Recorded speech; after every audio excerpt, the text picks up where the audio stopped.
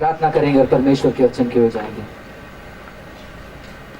स्वर्ग में विराजमान हमारे प्यारे पिता, हम आपको धन्यवाद करते हैं ये सुंदर शाम के समय के लिए। पिता, हम आपको करोड़ों धन्यवाद करते हैं प्रभु। ये शाम का समय कितनों ने देखा नहीं, लेकिन आपका अनुग्रह और आपकी दया हम पर हुई है, जो हम आपके चरणों में आकर बैठे हैं। प्रभु परमेश्वर, आपके जीवित वचन से आप हमेशा हमसे बातें करते हैं और आपके जीवित वचन से आप हमारे जीवन को बदल डालते हैं। प्रभु, आज हम आपसे विनती करते हैं कि ये क्षण भी आपके उस वचनों से हमारे जीवन को बदल दे। पिता प्रभु, बैठे हुए हर एक को आपके हाथों के हवाले करता हूँ। प्रभु, हर एक के हृदय को उस अच्छे जमीन के समान बना दे, जहां पर बीज कई गुना फल लाए और आपके राज्य के लिए बढ़ोतरी लेकर आए। प्रभु, आप बोलने वाले हैं पिता, हम सुनने वाले हैं। प्रभु, आप सिखाने वाले हैं पिता, हम सीखने वाले हैं। प्रभु, आगे का समय आपके महिमा के लिए हम आपके चरणों में लाकर रखते हैं। आप ही चलाइए, सारा आदर, गौरव और महिमा आप ही को देते हैं। यीशु मसीह के नाम से मांगते पिता, आमीन। 2019 तक तुमको संभाला। क्यों संभाला? क्योंकि 2019 में भी मैं सोच रहा था, परमेश्वर का वचन है कि तुम चेले बनोगे, लेकिन नहीं बने। फिर भी मैंने मालिक को बोला, एक और साल जाने दो, अभी इसको काट के मत फेंको। अरे नहीं, वो फल नहीं आ रहा है। 2019 प्लीज प्लीज 2020 रहने दो। यीशु मसीह आपके लिए विनती करके एक और चांस, एक और साल आपको यहां पर बैठाया है। क्या बनने के लिए? चेला बनने के लिए, फॉलोअर से प्रमोट होकर चेला बनने के लिए। मीटिंग में आप सुनते हैं ना, प्रभु आपको आज प्रमोशन देने वाले हैं। किस प्रकार का प्रमोशन? गरीबी से, बीमारी से। लेकिन इंसान के जीवन में एक सच्ची प्रमोशन तब होती है जब वो यीशु मसीह को स्वीकार करके आकर फॉलोअर बनता है और फॉलोअर से वो चेला बनता है। आमीन, आमीन, आमीन। आवाज कम हो गई क्योंकि फॉलोअर की तादाद ज्यादा है इस भारत देश में, चेलों की तादाद कम है। 10वां पॉइंट हमने देखा, ये लोग चेला बनना चाहते हैं लेकिन वो तैयार नहीं है। इसीलिए परमेश्वर का वचन मत्ती 15 अध्याय में कहता है, ये लोग जुबान से मेरी महिमा करते हैं लेकिन इनका हृदय क्या है? मुझसे बहुत दूर है। उसका घटना हमने देखा लूका की किताब 9वां अध्याय 57 से लेकर 62 तक। कुछ लोग यीशु मसीह के पास आए, यीशु मसीह आपके पीछे फॉलो करना चाहते हैं। यीशु मसीह ने बोला, ठीक है आ जाओ। नहीं, मैं घर पे जाके पापा को दफना के आता हूं। चेला नहीं था वो। चेले ने क्या किया? मत्ती के पास यीशु गए, वो अपना पैसा गिन रहा था ना बैठकर। यीशु मसीह ने उसको बोला, चलो मेरे पीछे। चेले ने क्या किया? यीशु के पीछे मैं हो लेता, मुड़ के न देखूंगा, मुड़ के न देखूंगा। चेले की खूबी क्या है? आ जाओ आ जाओ। चेले की खूबी क्या होती है? वो यीशु मसीह के आवाज को सुनेगा। और देखो, यहां पर एक फॉलोअर यीशु मसीह के पास आके कहता है कि मैं आपके पीछे आना चाहता हूं। यीशु मसीह ने बुलाया, पापा को घर पे क्या करूं? मैं दफना के आ जाऊं। फिर से एक और आदमी उसी सीक्वेंस में आया और बोलते कि यीशु मसीह मैं आपके पीछे आना चाहता हूं, यीशु मसीह मैं आपके पीछे फॉलो करना चाहता हूं। यीशु मसीह ने बोला, ठीक है आ जाओ, लेकिन थोड़ा टाइम दो। मैं घर पे जाकर मैं अपने घर वालों को बाय बाय, हाय हेलो कर कर मैं उनको विदा करके मैं आता हूं। लेकिन दूसरा व्यक्ति था मत्ती, उसका जीवन कैसा था? यीशु मसीह गए उसके पास, वो बैठा था, पैसे को गिन रहा था, टैक्स कलेक्टर था। यीशु मसीह उसके पास गए, उसको बोले फॉलो मी। मत्ती ने क्या किया मालूम है? यीशु की आवाज को सुना, ऐसे घुमा, पीछे पैसा पड़ा है, लोग ने कर्जा लिया है, उससे ब्याज में पैसा लिया है, कलेक्शन करना है, सब कुछ छोड़कर उसने यीशु मसीह को देखा और क्या किया मालूम है? यीशु के पीछे मैं हो लेता, मुड़ के न देखूंगा, मुड़ के न देखूंगा। मेरा गाना कहीं और चला गया, इनका कॉर्ड कहीं और चला गया, उनका बीट्स कहीं और चला गया, लेकिन इतना तो समझ में आया कि मत्ती यीशु के पीछे चलने लगा। हालेलुया। यीशु के पीछे चेला चलता है, फॉलोअर क्या करता है? आने का तो है लेकिन जाने का भी है। जाके काम करके आता, फिर आपके पीछे आता। ये फॉलोअर की जिंदगी है। जरा सोच कर देखिए, क्या ये 10 पॉइंट में कहीं हम भी हैं? बहुत सारे हैं, बहुत सारे हैं। लेकिन 2020 में अगर आपको लगता है कि यीशु मसीह ने एक बार फिर आपको मौका दिया है, यहीं पर रहो। क्यों उसको बार बार सुला देते हो? यहीं पर रहो, बार बार उसको चादर डालते हो। ठंडी लगेगा तो भी कोई बात नहीं, जैसे ही खत्म तुरंत उसके ऊपर चादर आ जाता है। बुखार तो नहीं है ना? ठीक है, सब ठीक है। आज हम देखेंगे ये फॉलोअर्स का विशेषता ये है। आज हम चेलों के बारे में देखेंगे कि एक चेले का जिंदगी कैसे होता है, डिसाइपल क्या होता है। क्योंकि यीशु मसीह का वचन क्या कहता है, तुम जाकर चेला बनाओ। लेकिन किसी को चेला बनाने से पहले मुझे चेला बनना पड़ेगा, बराबर। अगर मैं बिना चेला बने किसी को चेला बना पाऊंगा क्या? तो आज हम देखेंगे कि चेला मतलब क्या और चेला किसके लिए बुलाया गया है, वो हम देखने वाले हैं। देखेंगे कौन है चेला। यूहन्ना की किताब 1 अध्याय 12वां वचन। चेला वो है जो अपने विश्वास को पूरी तरह यीशु मसीह के ऊपर रख देता है। चेला कौन है? जो पवित्र आत्मा से जन्म लेता है। यूहन्ना की किताब 3 अध्याय 3 वचन। और तीसरा पॉइंट, चेला कौन है? जो दिन ब दिन यीशु मसीह के जैसे बनते जाता है। हम ये तीसरे पॉइंट के वचन को पढ़ेंगे, 2 कुरिन्थियों 3 अध्याय 18 वचन। क्योंकि पहले जो और जवानों के मीटिंग में भी देखा, और तीसरा चेले का एक और परिचय क्या है, वो मसीह के समान दिन प्रतिदिन होते जाता है। अब हम इस वचन को पढ़ेंगे, 2 कुरिन्थियों 3 अध्याय 18 वचन पढ़ेंगे हम। परंतु जब हम सबके उघाड़े चेहरे से प्रभु का प्रताप इस प्रकार प्रकट होता है जिस प्रकार दर्पण में, तो प्रभु के द्वारा जो आत्मा है हम उसी तेजस्वी रूप में अंश अंश करके बदलते जाते हैं।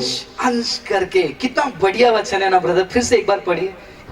परंतु जब हम सबके उघाड़े चेहरे से प्रभु का प्रताप इस प्रकार प्रकट होता है, प्रभु का प्रकाश इस प्रकार प्रकट होता है जिस प्रकार दर्पण में, तो प्रभु के द्वारा जो आत्मा है, प्रभु के द्वारा जो आत्मा है हम उसी तेजस्वी रूप में अंश अंश करके यानी कि धीरे धीरे करके हम क्या होते हैं? बदलते जाते हैं। तो यीशु मसीह का एक चेला है। चेले का मतलब ये नहीं है कि वो बहुत घोर पापी था पहले, और यीशु मसीह के पास आने के बाद वो सफेद पेपर या सफेद कपड़ा या सफेद दूध के समान पूरा धुल गया। नहीं, रोमियो की किताब 12वां अध्याय वचन कहता है, तुम अपने आप को कैसे बलि चढ़ाओ? एक जीवता बलि के समान चढ़ाओ। कैसे चढ़ाओ? वचन कहता है जीवता बलिदान। यही लिखा है ना, जीवता बलिदान। अब ये जीवता बलिदान का मतलब क्या है? एक बकरे को लेकर काटा, एक मुर्गी को लेकर काटा, अगर उसको आप वेदी पे डाल दोगे ना, वैसे गला काटा वहीं पर पड़ा रहेगा, भाग नहीं पाएगा। लेकिन परमेश्वर आपको मरे हुए बलिदान के समान नहीं चाहते हैं। अंश अंश आप बदलने वाले। जीवता बलिदान का मतलब यही है, अगर वो जिंदे भेड़ को या जिंदा मुर्गी को लेकर आकर मैं वेदी पे रखूंगा, वो क्या करेगा? भागने की कोशिश करेगा। प्रभु हमको एक जीवता बलिदान वेदी पे चढ़ाने को कहते हैं। दुनिया हमें खींचेगी, दुनिया हमें उस तरफ खींचेगी, लेकिन मैं क्या करूंगा? परमेश्वर की आत्मा के मदद से, वचन के मदद से अपने आप को खींचकर उस वेदी पर फिर से गिरूंगा और मैं कहूंगा, दुनियादारी, शान और शौकत सब कुछ त्याग दिया, सारा जीवन तन मन धन सब उसको दे दिया। तो यहाँ पर चेले की ये पहचान है, वो अंश अंश करके क्या करता है? बदलता है। जब अपने आप को जीवित बलिदान उस वेदी पे चढ़ाएगा, शुरुआत के समय में पाप दुनिया खींचेगी, वो बोलेगा दुनियादारी, शान और शौकत सब कुछ त्याग दिया, फिर से आकर बलिदान की वेदी में गिर गया। वापस थोड़े टाइम के बाद दुनियादारी खींचेगी, लेकिन वो बोलेगा दुनियादारी, शान और शौकत सब कुछ त्याग दिया, सारा तन मन धन सब उसको दे दिया, फिर से आगे वेदी पे गिर गया। अंश अंश उसका जिंदगी। और जब ये बार बार इस तरफ खींचा जाएगा, एक बार उस वेदी को वो पकड़ लेगा और कहेगा, मैं हूं मंदिर, यीशु है मुझ में, मैं हूं मंदिर, यीशु है मुझ में, चाहे गाड़ी चलाऊं, चाहे कॉलेज जाऊं, बलिदान सदा चढ़ाऊंगा, चाहे खाना पकाऊं, चाहे खेत जाऊं, बलि चढ़ाऊंगा, क्योंकि दुनियादारी शान और शौकत सब कुछ त्याग दिया। क्या लेने के लिए? क्रूस लेने के लिए। हम एक और वचन को पढ़ेंगे, गलातियों की किताब 2 अध्याय 20वां वचन। ये चेले की खूबी है मेरे प्रिय भाई बहनों। बढ़िया एको लगा तो मेरा आवाज अच्छा हो जाता है, नहीं तो बेसुरा लगता हूँ। मैं मसीह के साथ क्रूस पर चढ़ाया गया हूँ। मैं मसीह के साथ कहां पर चढ़ाया गया हूं? पॉल कहते हैं BMW पे चढ़ाया गया हूं। पॉल क्या कहते हैं? मैं मसीह के साथ कहां चढ़ाया गया हूं? क्रूस पर चढ़ाया गया हूं। नहीं, लेकिन मसीह ने आपको किसके लिए बुलाया है? छप्पर फाड़ कर आशीष देने के लिए बुलाया है। ताली बजाकर परमेश्वर की महिमा करेंगे कि प्रभु आज आपको धन संपत्ति गाड़ी बंगला सब देने वाला है। आपने ताली भी बजा दिया पूरा बात सुनने से पहले। कितना आसान है, कितना मैंने अपने इस कुछ साल की सेवा में ही मैंने ये समझ लिया कि मसीहों को मूर्ख बनाना उतना मुश्किल नहीं है, बहुत आसान है। आपकी बात नहीं कर रहा हूं, अभी ये अलग पॉइंट बता रहा हूं, बहुत आसान है। इसीलिए आज मसीहत में चेले कम, फॉलोअर ज्यादा हैं। चेला क्या करता है? वो अपने आप को क्या करता है? क्रूस पर चढ़ाता है। क्रूस पर चढ़ा दिया पॉल ने, और अब मैं जीवित न रहा, अब मैं जीवित न रहा। पॉल क्या कहते हैं? अब मैं नहीं हूं, वरन पर मसीह मुझ में जीवित है। मसीह मुझ में जीवित है। मैं हूं मंदिर, यीशु है मुझ में। मैं हूं मंदिर, यीशु है मुझ में। ये सोच कब आई पता है? ये सोच तब आई जब उसने अपने आप को क्रूस पे चढ़ा दिया। ये वचन को अगले पॉइंट में फिर से पढ़ेंगे। तो चेले की पहचान ये है, वो पूरी तरीके से यीशु मसीह कौन है पहचान कर उसके ऊपर अपना विश्वास को रखेगा, ना कि किसी फायदे के लिए, ना कि किसी काम के लिए, ना मम्मी पापा के लिए, ना दबाव के लिए, ना किसी पास्टर के कहने पर, ना पति के कहने पर, ना पत्नी के कहने पर, ना मम्मी पापा के कहने पर। वो अपने आप से क्या करेगा? मसीह पर अपना विश्वास को रखेगा। उसका जीवन नया हो जाएगा। नया का मतलब ये नहीं कि वो पूरा का पूरा एकदम उसके जीवन में पाप हट जाएंगे, लेकिन जीवता बलिदान के समान अपने आप को क्या करेगा? वो वेदी पर चढ़ाएगा और दिन प्रतिदिन अंश अंश करके, थोड़ा थोड़ा करके उसके जीवन में बदलावट आएगा। हालेलुया। तो क्या आप फॉलोअर बनना चाहते हैं या चेला बनना चाहते हैं? अगर आप चेला बनना चाहते हैं, ये पहले 2-3 पॉइंट को आप जरा सोच कर देखिए। क्या मैंने पूरी तरह से अपने विश्वास को यीशु पर रख दिया है, या फिर कभी कभी अपने इच्छा को भी आगे लेकर आ रहा हूं? क्योंकि पहला पॉइंट फॉलोअर का है, उसका भी एक इच्छा है, उसका भी एक चाहत है। लेकिन यहां पर क्या है? क्रूस पर चढ़ा दिया, दुनियादारी शान और शौकत सब कुछ छोड़ दिया। यीशु मैं घर जाके बोल के आता हूं, यहां पर पैसा सब कुछ छोड़कर यीशु के पीछे चल पड़ा। Hallelujah, hallelujah. दूसरा, चेला किस लिए बुलाया गया? अभी हमने पहला पॉइंट में देखा चेला कौन है, अब हम दूसरा पॉइंट देखेंगे, चेला क्यों बुलाया गया। हम पढ़ेंगे लूका के मत्ती की किताब 16वां अध्याय 24वां वचन। तब यीशु ने अपने चेलों से कहा, यीशु ने अपने चेलों से कहा, यदि कोई मेरे पीछे आना चाहे, यदि कोई मेरे पीछे आना चाहे तो अपने आप का इनकार अपने करे। आपके पास एक एनवेलप लेकर आओ और उसमें 5,000 डालकर लेकर आओ। ये लिखा परमेश्वर ने। क्या कहा यीशु मसीह ने? तो अपने आप का इनकार करे। सबसे पहला पॉइंट, अपने आप को इनकार करो। और अपना क्रूस उठाए, अपना क्रूस उठाओ और मेरे पीछे हो, और मेरे पीछे हो लो। यीशु के पीछे मैं हो लेता, मुड़ के न देखूंगा। रुको रुको रुको रुको रुको। यीशु के पीछे होना तो चाहते हो, यीशु के पीछे चलना तो चाहते हो, लेकिन उसके पहले 2 पॉइंट है। बहुत सारे लोग क्यों चेला नहीं बन पाते हैं, उसका कारण क्या है मैं आपको बताता हूं। उसका कारण यह है कि वो तीसरे पॉइंट में सीधा छलांग लगा देते हैं। कहां जा रहे हो? यीशु के पीछे मैं हो लेता। यीशु के पीछे फॉलो करने के लिए चले गए, लेकिन उसके पहले 2 चीज आती है, जो वो 2 चीज नहीं करते हैं। इसके कारण आधे तक गए और क्या हो गए? यू टर्न मारकर, अबाउट टर्न मार के निकल पड़े। यूसुफ की जिंदगी में हमने क्या देखा? पापा ने बोला जाके भाइयों को मिलो, एब्रोन वादी से लेकर शकेम तक भेजा। कितने शांति से चला गया, 50 मील की दूरी, लगभग 80 किलोमीटर की दूरी, चुपचाप गया और वहां पर जाकर देखा भाई नहीं थे वहां पर, रिटर्न यू टर्न नहीं मारा।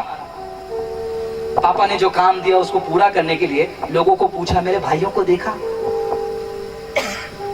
लोगों ने बताया कि तुम्हारे भाई दोथान की तरफ गए हैं, और 15 मील उसको चलना पड़ा। पापा ने कहा भी नहीं, लेकिन काम को पूरा करने के लिए वो चल पड़ा। जरा सोचो, वो अगर आधे में शेकेम में जाने के लिए कहा, शेकेम से यू टर्न मार के आता, यूसुफ के आगे जीवन में जो कार्य परमेश्वर ने रखा वो पूरा नहीं हो पाता। लेकिन यूसुफ ने क्या किया? दुनियादारी, शान और शौकत सब कुछ छोड़ दिया और जो आज्ञा मिला है उसके पीछे वो भागने लगा। चेले की जिंदगी में सबसे पहला पॉइंट वो क्या करेगा?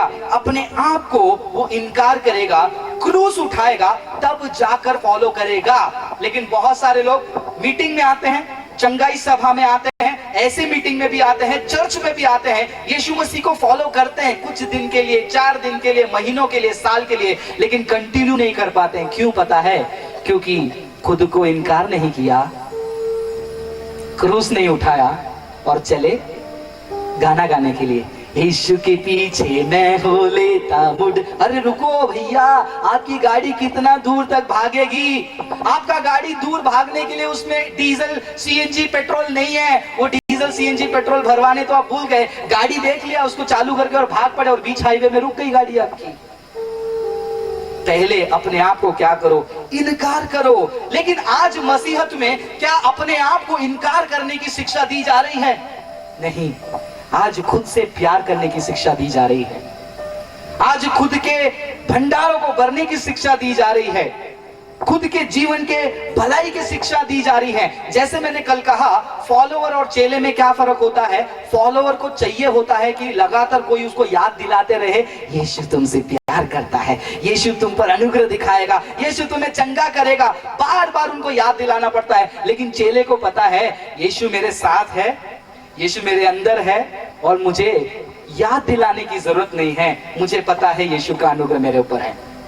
फॉलोअर्स खुश होते हैं जब एक प्रचारक कहता है, प्रचारकों के बारे में मैं अपने आप को भी उस जगह पे रखता हूं, जब प्रचारक कहेंगे यीशु तुमसे प्यार करता है, परमेश्वर का अनुग्रह तुम्हारे पर उतर रहा है, पवित्र आत्मा तुम्हारे पर उतर रहा है, उसके कहने पर हम भावुक क्यों होते हैं? क्या हमको ये नहीं पता कि परमेश्वर ने हमको वो अधिकार दिया है? वो फॉलोवर हैं, चेले नहीं। वो फॉलोवर हैं, वो चेले नहीं। चेले क्या करते हैं? अपने आप को इनकार करते हैं। लेकिन आज मसीहत में इनकार करने की, सेल्फ डिनाइल की शिक्षा नहीं दी जाती है। जब तक सेल्फ डिनाइल नहीं आएगा, हम अपने आप को इनकार करना नहीं सीखेंगे, तब तक हम क्या नहीं करेंगे? क्रूस नहीं उठा पाएंगे। क्योंकि क्रूस उठाने से पहले खुद को इनकार करना पड़ता है। आज संसार में हर कोई धनवान होना चाहता है, हर कोई चाहता है कि उनके घर पे सारी आशीषें आए। जैसे मैंने हर बार मीटिंग में मैंने कहा और हमेशा कहूंगा, चंगाई आशीष के खिलाफ मैं नहीं हूं, बाइबल भी उसके खिलाफ नहीं है, लेकिन वो आपका मुख्य मकसद नहीं है। दोबारा याद दिलाता हूं वो उदाहरण को। ये लाइट के सामने जब मैं खड़ा रहता हूं, पीछे मेरी परछाई पड़ती है। जितना नजदीक उस लाइट के पास जाऊंगा, मेरी परछाई उतनी बड़ी होती जाएगी। ये जो परछाई है वो मेरे लिए आशीष है, वो मेरे लिए चंगाई है, वो मेरे लिए भलाई है, वो मेरे पीछे है। लेकिन यीशु वो रोशनी मेरे आगे है। जितना नजदीक रोशनी के पास जाऊंगा, मेरे को फर्क नहीं पड़ता है भलाई करूँ मेरे पीछे आए या ना आए। लेकिन लोग क्या करते हैं? उस शैडो की तरफ घूमकर उसको पकड़ने के लिए दौड़ते हैं, रोशनी से दूर हो जाते हैं, और जितना ज्यादा रोशनी से गए, उनकी परछाई छोटी छोटी होकर वो खुद एक अंधेरे में अपने आप को पाते हैं। Followers. Point number 1 to be disciple, deny. Can you deny yourself? क्या अपने आप को, अपनी इच्छा को, अपने सोच को, अपने प्रार्थना में जो मांग रहे हो उसको आप इनकार कर सकते हो? जरा सोच कर देखिए, जो आप प्रार्थना में मांगते हैं, क्या आपके आत्मिक जीवन के उन्नति के लिए होता है? प्रार्थना कीजिए घर की जरूरतों के लिए, लेकिन क्या मुख्य मकसद आपका वही है? आज के समय में जो परमेश्वर के सच्चे वचन को बोलने वालों की कमी भी है, और ज्यादातर उनकी ज्यादा तादाद है, जिसके बारे में अभी हमने देखा। वो क्या सुनाएंगे? लोगों को जो सुनना पसंद है। क्या? मैं एक गरीब परिवार से आता हूं, मुझे पैसों की आशीष की जरूरत है, तो मेरा हृदय वही सुनने को चाहता है। एक बीमार आदमी क्या सुनना चाहेगा अपने जीवन में? एक बीमार आदमी आपके जीवन में क्या सुनना चाहेगा? क्या वो ये सुनना चाहेगा कि यीशु तुम्हें अनंत काल का जीवन दे, या फिर सबसे पहला वो ये सुनना चाहेगा कि यीशु तुम्हें चंगा करेगा? क्या पहला सुनना चाहेगा? पहले वो चंगाई की तरफ जाएगा, बराबर? तो हमको देखना है, जब हम इनको शिक्षा देते हैं, पहले चंगाई के बारे में आपने यीशु को बोला, यीशु के बारे में पहले आपने चंगाई के बारे में उसको बोला, लेकिन साथ साथ में आपने ये भी बोलना है कि यीशु आपको प्यार करता है, अनंत काल का चंगाई आपके लिए बड़ा है। यीशु मसीह ने क्या कहा? यीशु मसीह ने कहा, तुम्हारे लिए धन इकट्ठा करके तुम इस पृथ्वी में मत रखो। कहां पर क्या हो जाता है? वो धन का क्या हो जाता है? उसमें कीड़े लग जाते हैं। एक धनी आदमी के बारे में बाइबल कहती है, जो धन को जमा करके रखता है, लेकिन उसका सपना क्या आता है? क्या सपना आता है? क्या सोच आता है उसके सामने? आज रात को अगर तेरी एंड डॉट हो जाएगा, पूरे दुनिया को लाभदायक बना लिया, बंगला गाड़ी ले लिया, परमेश्वर से आशीष दो आशीष दो आशीष दो मांग के ले लिया, लेकिन अपने आत्मा को गवा दिया, क्या फायदा? मेरे प्रिय भाई बहनों, 2020 में एक निर्णय लो, खुद को आप क्या करो? डिनाई करना सीखो। जवानों के लिए भी है, बड़ों के लिए भी है, बुजुर्गों के लिए भी, सबके लिए अपने आप को इनकार करना सीखो। जब तक आप अपने आप को इनकार नहीं करोगे, तब तक आप क्रूस नहीं उठा पाओगे। जब तक क्रूस नहीं उठाओगे, आप यीशु के पीछे नहीं चल पाओगे। जब यीशु के पीछे नहीं चल पाओगे, आप चेला नहीं बन पाओगे, फॉलोअर रहेंगे आप। इसीलिए मत्ती की किताब 7वां अध्याय आई थिंक सो वचन 21-22 में लिखा है, उस समय में बहुत सारे लोग मेरे पास आकर कहेंगे, यीशु के पास जाकर बोलेंगे, हे पिता, O Lord, did we not prophesy? क्या हमने भविष्यवाणी नहीं की? क्या हमने प्रार्थना नहीं किया? क्या हमने म्यूजिक नहीं बजाया? क्या मैं माइक पकड़ के प्रचार नहीं किया? और यीशु मसीह उनको देखकर क्या बोलेंगे पता है? डिपार्ट यू इविल वर्कर्स, हट जाओ कुकर्मियों, मैं तुमको जानता तक नहीं। लेकिन लोगों की नजर में वो क्या है? क्रिश्चियंस हैं, फॉलोअर्स हैं, लेकिन चेले नहीं है वो। Deny yourself. आज झूठी शिक्षाएं आपके ऊपर ज्यादा प्यार करने के लिए आपको सिखाती है, आपको स्पेशलाइज करने के लिए दिखाती है। आपके बच्चों की जिंदगी के लिए आप पैसा दो, आप अपने परिवार के प्रार्थना के लिए पैसा दो। आपके जीवन में सेंटर पॉइंट आप बन जाते हैं। जब एक इंसान के जीवन में सेंटर पॉइंट खुद बन जाता है, मसीह नहीं होता है, वो फॉलोअर की जीवन जी रहा है, डिसाइपल की नहीं। आपके जीवन में सेंटर पॉइंट आप हैं या मसीह हैं? बहुत लोग कहेंगे कि ब्रदर मसीह है, Christ is the centre point, लेकिन रियलिटी को जरा सोच कर देखो। जब सच्चाई की बात आती है, जब परेशानी तकलीफ आती है, जब जरूरतों की बात आती है, हम एडजस्ट करने वाले जिंदगी में चले जाते हैं। खुद को इनकार करने का एक और मतलब है एडजस्ट करने वाली जिंदगी नहीं। ये दुनिया के लिए डायलॉग अच्छा है, अगर घी सीधे उंगली से नहीं निकलती तो उसको क्या करो? टेढ़ा कर दो। मसीहत में ऐसा नहीं है। मसीहत में अगर सीधे उंगली से घी नहीं निकलती है तो छोड़ दो, टेढ़ा उंगली करने की जरूरत नहीं है, इसको खुद को डिनाई करना है। लेकिन आज बहुत सारे मसीह लोग भी क्या कर रहे हैं? अपने आप को इनकार नहीं कर रहे हैं। उनका घमंड, उनकी लड़ाई, उनके गाली गलौज का जीवन, उसको अपने आप से क्या नहीं कर पा रहे हैं? वो इनकार नहीं कर पा रहे हैं। ब्याज में पैसा देना, वो इनकार नहीं कर पा रहे हैं। लड़ाई कर कर दिया वो पैसे को रिटर्न मांगना, वो इनकार नहीं कर पा रहे हैं। कलीसिया में कभी कभार आना, वो इनकार नहीं कर पा रहे हैं। लगातार आने की बात कर रहा हूं, कभी कभार आएंगे, उस चीज को इनकार नहीं कर पाते हैं। ब्रदर टाइम नहीं मिलता है। आपके सेवक लोग, आपके पास्टर लोग जो शिक्षा के लिए आपको अपने कलीसिया में रखते हैं, उसका आदर नहीं कर पाते हैं हम। We cannot deny ourselves. And हम चले हैं क्रूस उठाकर यीशु के पीछे चलने के लिए। खुद को इनकार करो। दूसरा पॉइंट, क्योंकि बाइबल भी कहता है अंतिम दिनों में लोग खुद के प्रेमी बनेंगे, और कलीसिया में ये गंदी चीज, ये गंदी बेकार चीज घुस रही है, जहां पर विश्वास में centre point becomes you and Christ is a namesake centre point. लोगों के मुंह से ये शब्द को सुनते ना मेरे को थोड़ा चक्कर जैसा आने लगता है कि ब्रदर मैं अपने जीवन में बहुत क्रूस उठाती हूँ, बहुत क्रूस उठाता हूँ। क्या है आपका क्रूस? नहीं, मेरे पति बहुत पीते हैं ना तो वो मेरे लिए क्रूस है। नो, मेरी पत्नी बहुत गाली देती है, बहुत बड़बड़ करती है, मैं बाहर मालिक का गाली सुनकर आता हूँ, घर पे आएगा तो इसका जनरेटर चालू हो जाता है, मैं क्या करूं, मैं क्रूस उठा रहा हूं। ये क्रूस नहीं है। जवान बच्चे कितना पढ़ना पाता है, मैं क्रूस उठा रहा हूं। ये क्रूस नहीं है।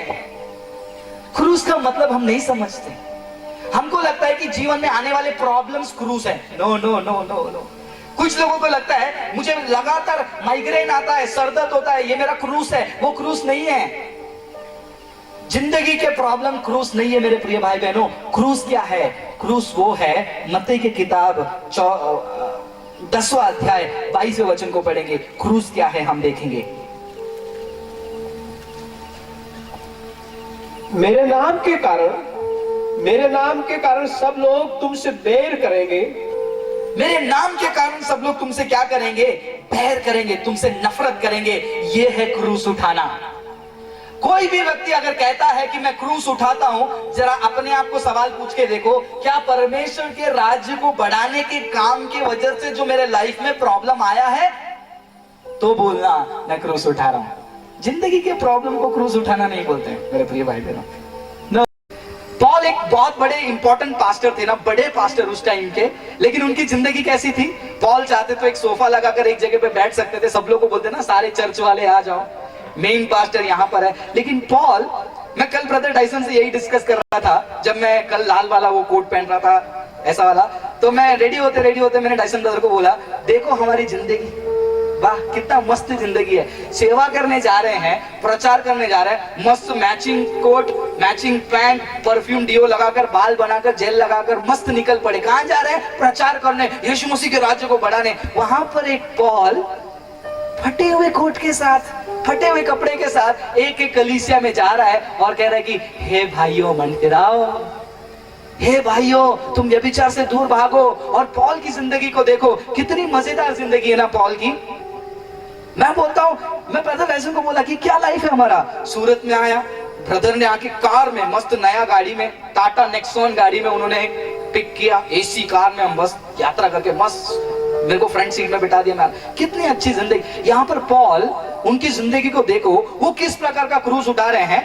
एक वीडियो मैंने YouTube पे डाला है, पॉल की जिंदगी कैसे है। अगर आपने नहीं देखा, कृपा करके, ये मेरा पर्सनल रिक्वेस्ट है, आप उसको देखिए कि पॉल की जिंदगी कैसी थी।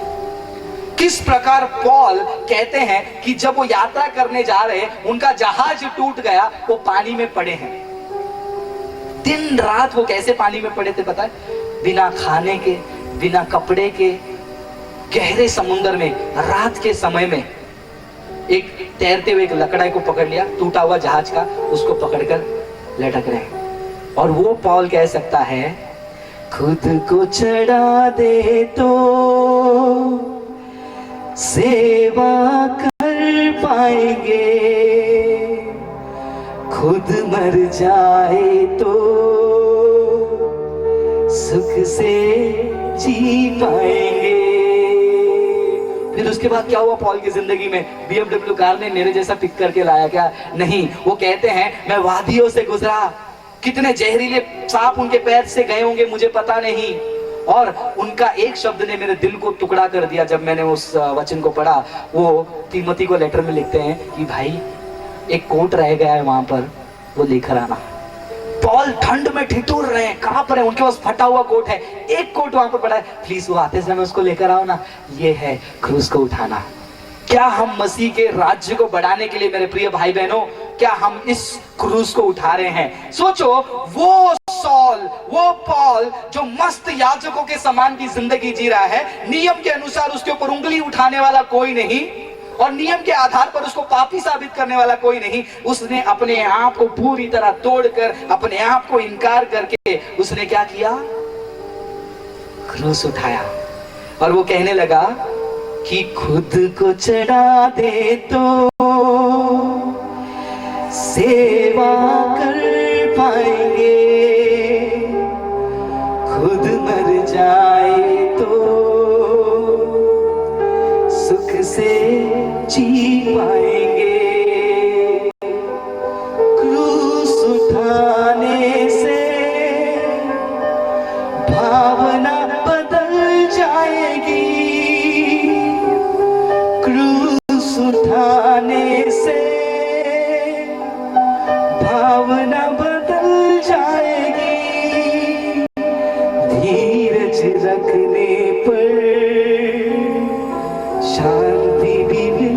जाएगी।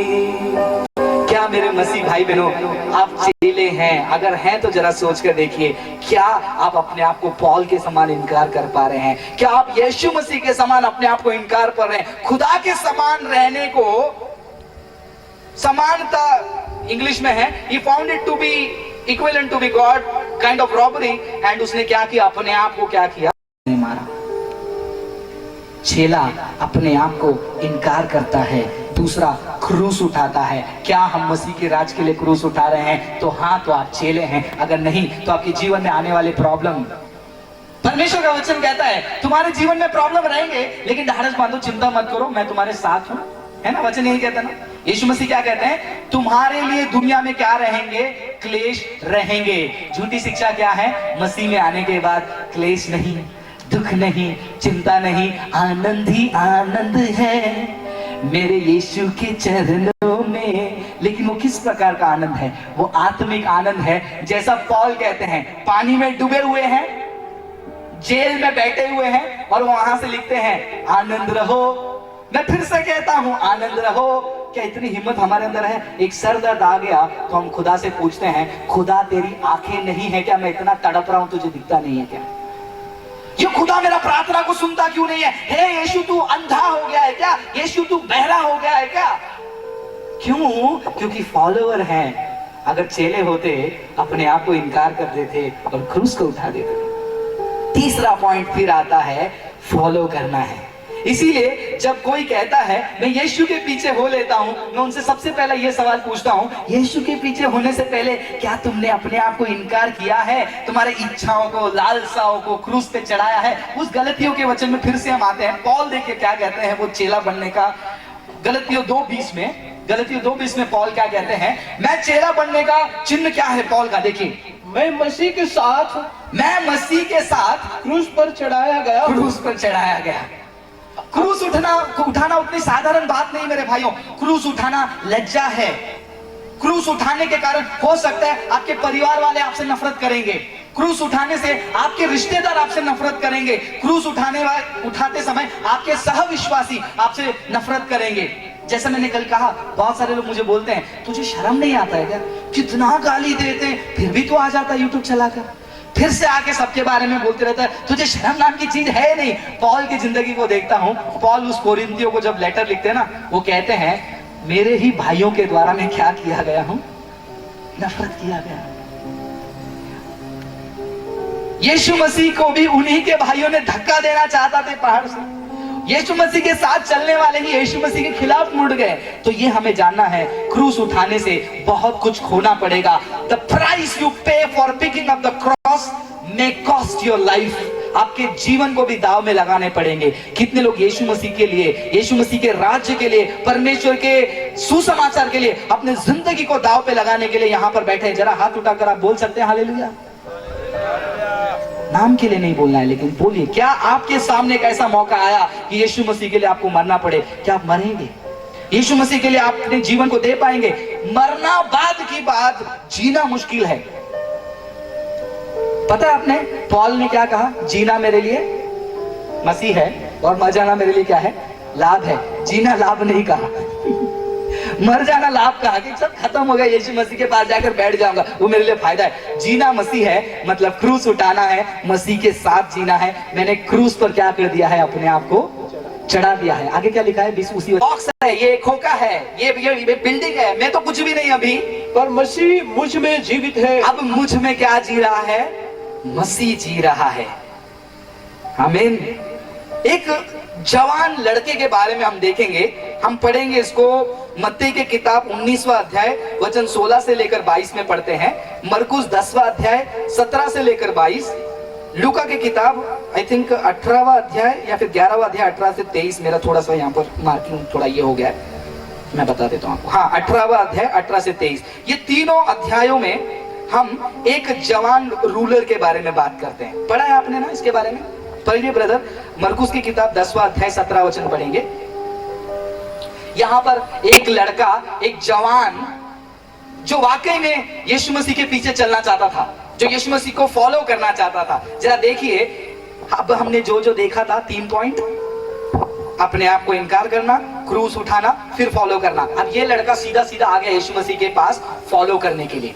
कल हमने 2-3 लोगों के बारे में देखा, आज एक और व्यक्ति के बारे में देखेंगे, वो भी फॉलो करने आया। देखिए वो क्या कहता है। जब वहां से निकलकर मार्ग में जा रहा था तो एक मनुष्य उसके पास दौड़ता हुआ आया। एक मनुष्य दौड़ता हुआ उसके पास आया और उसके आगे घुटने टेक कर उससे पूछा। उसने आगे घुटने टेक कर पूछा, हे उत्तम गुरु, हे उत्तम गुरु। अब ये समझ लीजिए, एक रोम का व्यक्ति एक यहूदी को उत्तम गुरु नहीं कहता है, ये कभी नहीं कहता है। तो इससे साबित होता है ये एक यहूदी लड़का है।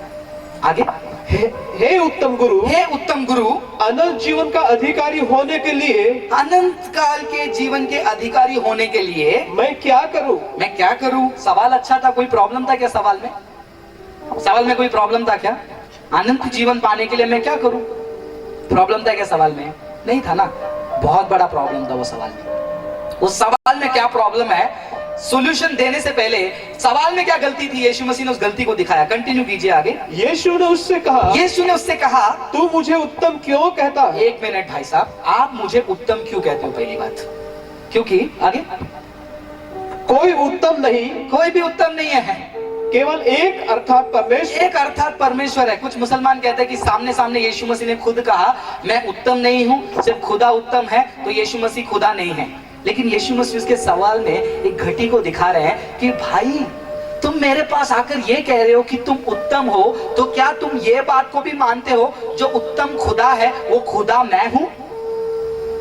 उस जवान को पता भी नहीं था वो किससे बात कर रहा है और जाकर अनंत काल के जीवन के बारे में मांग रहा है। उसको ये नहीं पता कि वो खुदा है, अनंत काल का जीवन वो दे सकता है। लेकिन इसने क्या सोचा, ये गुरु है, अनंत काल के जीवन की शिक्षा दे सकता है। लेकिन वाकई में वो किससे बात कर रहा है? अनंत काल को डायरेक्टली देने वाले के पास। इसलिए यीशु ने पूछा तू मुझे उत्तम क्यों बोलता है? उत्तम तो केवल खुदा है। तो इनडायरेक्टली यीशु मसीह ने उसको ये पूछा, तो क्या तुम मानते हो कि मैं खुदा हूं? ये जवान का जो प्रॉब्लम है आज बहुत सारे मसीहों के जीवन में। वो लोग आते हैं यीशु मसीह के पास, प्रार्थना करते हैं, विनती करते हैं, अनंत काल का जीवन भी मांगते हैं, लेकिन ये पता नहीं होता है वाकई में वो यीशु है कौन। बहुत सारे लोगों के नजर में, बहुत सारे फॉलोअर्स के नजर में, डिसाइपल नहीं, उनके नजर में यीशु क्या है मैं बताऊं? मुझे बहुत दर्द होता है जब यीशु को ये नाम दिया जाता है, डॉक्टर जीसस। सुना आपने? लोग बोलते हैं doctor Jesus. No, he is not a doctor, he is my saviour. वो मेरा उद्धार करता है, बट लोगों ने उसको क्या करके लिमिट कर दिया, डॉक्टर जीसस। आज बहुत सारे मसीह यीशु को कैसा पहचानते हैं? चंगा करने वाला, आशीष करने वाला, हीलर, ब्लेसिंग करने वाला। लेकिन बहुत सारे लोग उसको क्या नहीं देखते हैं, प्रॉपर उद्धार करता नहीं देख पाते हैं। इसीलिए अगर उन्होंने यीशु मसीह को प्रॉपरली उद्धार करता देखा होता तो क्या कर लेते? क्रूस को उठाकर कंधे पे रख लेते थे। बहुत सारे जवान भाई बहन, बहुत सारे लड़के लड़कियां क्यों क्रूस नहीं उठा पा रहे? क्योंकि उनको पता ही नहीं वो किसको कह रहे हैं। चक कर जान लो खुदा बना है, धन्य है जो उसकी शरण लेता है। एक मिनट, धन्य है वो खुदा, उसको चख कर देख लो कितना भला है, लेकिन पहले जानो तो वो है कौन। उसके भलाई को चखने से पहले वो है कौन वो तो जानो। आमीन। समझ में आ रहा आपको मैं क्या बोलने की कोशिश कर रहा हूँ? आगे पढ़िए ब्रदर। आगे यीशु मसीह ने क्या कहा? तू आज्ञाओं को तो जानता है। हाँ, तू आज्ञा को तो जानता है।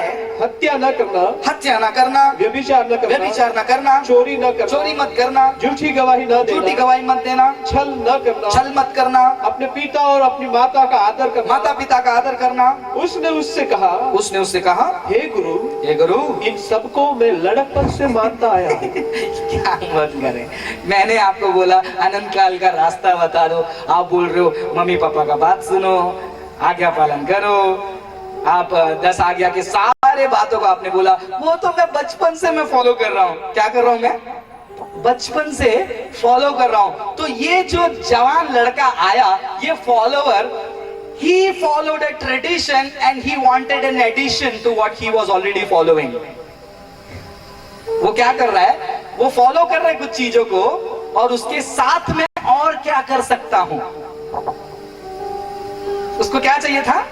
मैं ये सब कर रहा हूं, ये सब में मैं परफेक्ट हूं। पढ़िए लूका की किताब 18:21 पढ़िए। उसको लगता है कि वो परफेक्ट है। एक फॉलोअर को हमेशा लगता है कि वो परफेक्ट है, लेकिन चेले को ऐसा नहीं लगता है। देखिए इसके जीवन से हम क्या क्या सीख पाते हैं। देखिए 18:21 को वचन को पढ़िए लूका में। उसने कहा मैं तो इन बातों को लड़कपन से ही मानता आया हूं। मैं तो बचपन से इस चीज को मानता हूं। ये लड़कपन से ही, बचपन से ही, कभी से ये कर रहा हूं। ये क्या दर्शाता है पता है? जब आप लोगों से बात करते हैं, कोई आपको आकर ऐसा कहता ना है कि अरे ये करो, अरे ये तो मैं कब से कर रहा हूं, ये मैं तो कब से कर रही हूं, ये तो मैं कब से कंटिन्यू कर रही हूं, आप बोलते हैं ना, वो ये दिखाता है कि इसकी जरूरत मुझे नहीं है भैया, ये तो मैं परफेक्ट कर रहा हूं। तो ये जवान लड़का अपने नजर में परफेक्ट था। He was following the law as a tradition and he wanted an addition. आज बहुत सारे क्रिश्चियंस, बहुत सारे फॉलोअर्स, चेले क्यों नहीं बन सकते हैं पता नहीं बन पाते हैं? क्योंकि वो बहुत सारी चीजों को फॉलो कर रहे हैं मसीहत में। टाइम पे चर्च में जाना है, पैसा देना है, दान देना है, सपोर्ट करना है मिशनरियों को, कलीसिया के लिए ऐसे मंडप लगाने के लिए मदद करना चाहिए, थोड़ा गाना गा लेना है, बैठना है, बाइबल पढ़ लेना है, बहुत कुछ कर लेते हैं। और एक्स्ट्रा क्या करना है? एक्स्ट्रा। और ये जवान लड़का को भी एक्स्ट्रा चाहिए था। आगे पढ़िए क्या हुआ उसी मत्ती की किताब में। हाँ मत्ती 19 में आ जाइए, 21 से 22 तक पढ़िए मत्ती। यीशु ने उससे कहा यदि तू सिद्ध होना चाहता है, यदि तू सिद्ध होना चाहता है, उसके नजर में वो सिद्ध है, वो परफेक्ट है। लेकिन यीशु मसीह कहते हैं if you want to be perfect तो जा। पॉइंट नंबर ध्यान से सुनिए, तो जा अपना माल बेचकर कंगालों को दे। अपना माल बेचकर क्या कर दे? कंगालों को दे दे। यीशु मसीह उससे क्या एक्सपेक्ट कर रहे हैं पता है? क्या चाहते हैं उससे यीशु मसीह? उससे खुद को चढ़ा दे तो पीछे आ पाएगा। खुद को उसने क्या किया? चढ़ाने के लिए कहा। जो तेरे लिए सबसे बड़ा है क्या है? तेरी संपत्ति, उस चीज को बेच दे। तू फॉलो करने आया किधर? लास्ट थर्ड पॉइंट में। लेकिन पॉइंट नंबर वो क्या करना है आपको? अपने आप को इनकार करना है। और अपने आप को इनकार करने का सबसे पहला कदम क्या है? जो तेरे पास है उसे क्या कर तू? दे दे। फिर उसके बाद क्या हुआ ब्रदर? और तुझे स्वर्ग में धन मिलेगा। और तुझे स्वर्ग में धन मिलेगा, इधर का नहीं, स्वर्ग में धन मिलेगा तुझे। और आकर मेरे पीछे हो ले। और आकर मेरे पीछे हो ले। अब इसके बाद क्या हुआ? वो जवान लड़के ने क्या किया मालूम है? जवान लड़के ने यस, मुझे स्वर्ग में धन मिलेगा। और वो शुरू किया, बजाओ भैया, यीशु के पीछे मैं हो लेता, मुड़ के ना देखूंगा, मुड़ के ना देखो। इतना फास्ट मत बजाओ, स्लो बजाओ, मैं थोड़ा स्लो गाड़ी में। तो वो यीशु के पीछे मैं हो ले चलता करके दौड़ कर यीशु के पीछे जाकर और एक मिशनरी बनकर अपने जान को दे दिया। बराबर नहीं ना? क्या हुआ उसके साथ? देखिए वचन पढ़िए।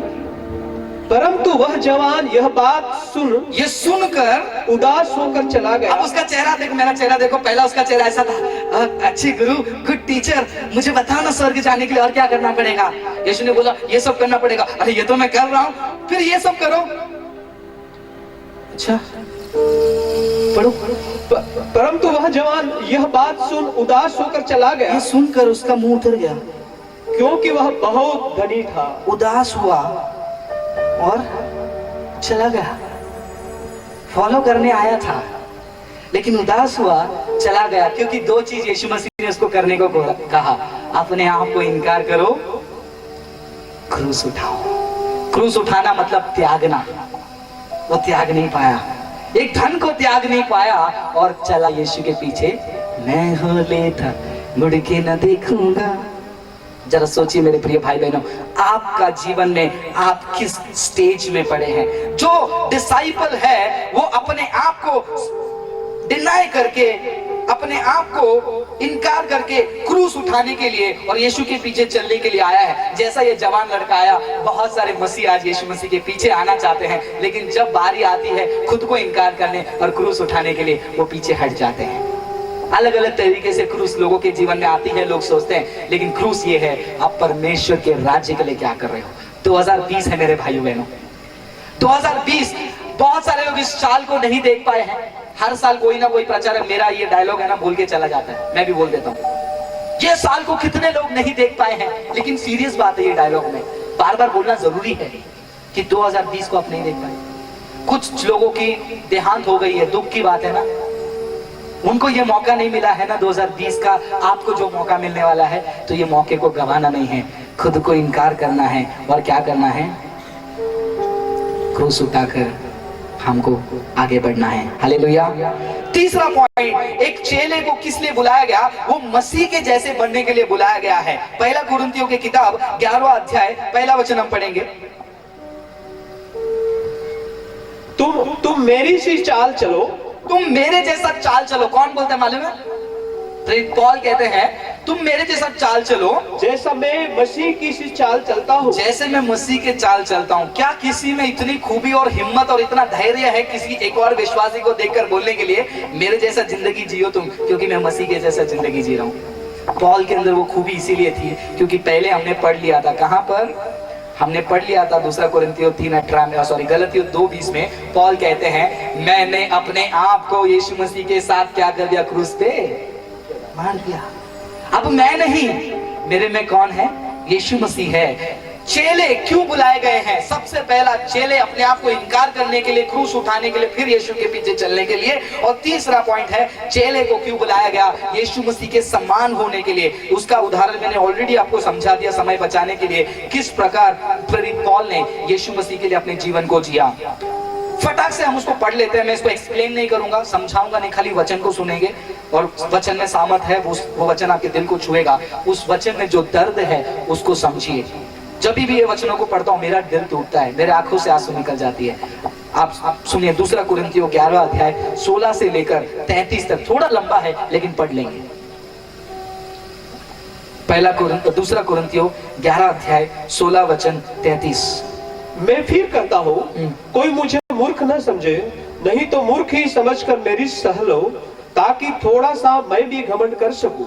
इस बेधड़क घमंड में जो कुछ मैं कहता हूँ वह प्रभु की आज्ञा के अनुसार नहीं, पर मानो मूर्खता से ही कहता हूँ। जबकि बहुत से लोग शरीर के अनुसार घमंड करते हैं, तो मैं भी घमंड करूंगा। तुम तो समझदार होकर आनंद से मूर्खों की सह लेते हो, क्योंकि जब तुम्हें कोई दास बना लेता है या खा जाता है या फंसा लेता है या अपने आप को बड़ा बनाता है या तुम्हारे मुंह पर थप्पड़ मारता है, तो तुम सह लेते हो। मेरा कहना अनादर ही की रीति पर है, मानो हम इसके लिए निर्बल से थे। परंतु जिस किसी बात में कोई साहस करता है, मैं मूर्खता से कहता हूँ, तो मैं भी साहस करता हूँ। क्या वे ही इब्रानी है? मैं भी हूँ। क्या वे ही इस्राएली है? मैं भी हूँ। क्या वे ही अब्राहम का वंश है? मैं भी हूँ। क्या वे ही मसीह के सेवक है? मैं पागल के समान कहता हूँ, मैं उनसे बढ़कर हूँ। अधिक परिश्रम करने में, बार बार कैद होने में, कोड़े खाने में, बार बार मृत्यु के जोखिमों में, 5 बार मैंने यहूदियों अब ये जो वचन है ना, वो जहां पर अपने तकलीफों के बारे में, उसको थोड़ा धीरे धीरे करके पढ़िए। देखिए पौल ने किस प्रकार क्रूस उठाया, पढ़िए ब्रदर। अधिक परिश्रम करने में, अधिक परिश्रम किया। किस प्रकार का परिश्रम है जरा देखिए। वो परिश्रम नहीं है, एक सेवक को मैंने वीडियो में बोलते हुए सुना, दुख की बात है, आज लोग पौल के मिनिस्ट्री मॉडल को भूल रहे हैं। लोग मुझे पूछते हैं कि तुम हमेशा ऐसा क्यों बात करते हो, तुम ऐसे क्यों करते हो, तुम्हारा सेवक ऐसा क्यों है? क्योंकि पौल का मिनिस्ट्री मॉडल है। देखिए वहां पर पौल कहते हैं परिश्रम, किस प्रकार की परिश्रम है देखिए, वो समझाते हैं। और वो सेवक ने क्या बोला मालूम है? उनको किसी मीटिंग में बुलाया गया, उनको किसी मीटिंग में बुलाया गया और उनको पैसा नहीं दिया, और वो यूट्यूब पर जाकर उसको बोल रहे हैं कि वो लोगों ने बुलाया और हमें पैसा तक नहीं दिया।